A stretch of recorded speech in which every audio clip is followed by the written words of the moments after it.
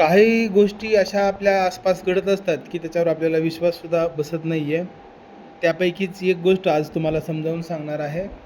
आता तुम्ही पण तुमचं डोकं लावून विचार करा, असं कधी असतंय का? आणि जर असेल तर त्याच्यावर आपल्याला काय करायला पाहिजे? हे बघा, ही एक महिला आहे आणि ही महिला नेहमीप्रमाणे तिच्या घरी अंघोळ करते. ही महिला दररोज अंघोळ करते आणि हा एक मुलगा आहे इथं.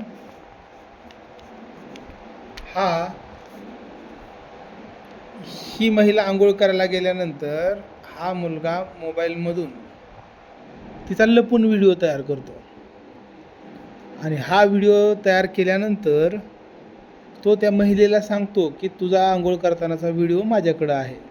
मग त्या महिलेने काय पाऊल उचलायला पाहिजे?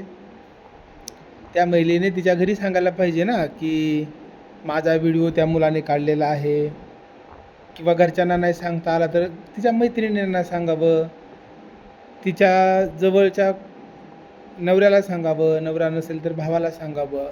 खूप साधी गोष्ट आहे. किंवा जास्तीत जास्त पोलिसाला सांगावं. बरोबर.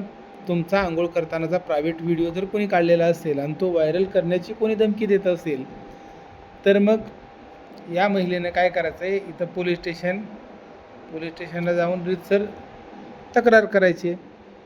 पण ही महिला तसं नाही करत. ही याचं ऐकते. ती त्याला म्हणते की डिलीट नाही करायचं, मग काय करू तू सांग, मी करते. मग हा मुलगा काय करतो की या एका व्हिडिओचा फायदा घेतो आणि म्हणतो तू माझ्याबरोबर संबंध ठेव, मग मी व्हिडिओ डिलीट करतो किंवा व्हायरल करत नाही. आणि मग हा मुलगा हिच्यासोबत बऱ्याच वेळा अनैतिक संबंध ठेवतो आणि व्हिडिओ डिलीट करेल अशी तिला धमकी देत असतो. आता हे अशा पद्धतीने प्रकरण मिटणार आहे का? हिचं आयुष्य बिना कामाच्या एका व्हिडिओमुळे ह्याच्यासोबत खराब होतं आहे ना. म्हणजे हा मुलगा लग्न बी करत नाही आणि नुसताच वापर करून घेतो आहे. मग ही महिला तिच्या घरचं खाते पिते आणि मोकाट्याला जाऊन सेवा देते. किती चुकीचं आहे. म्हणजे या महिलेचं डोकं नेमकं कुठं चालतं आहे?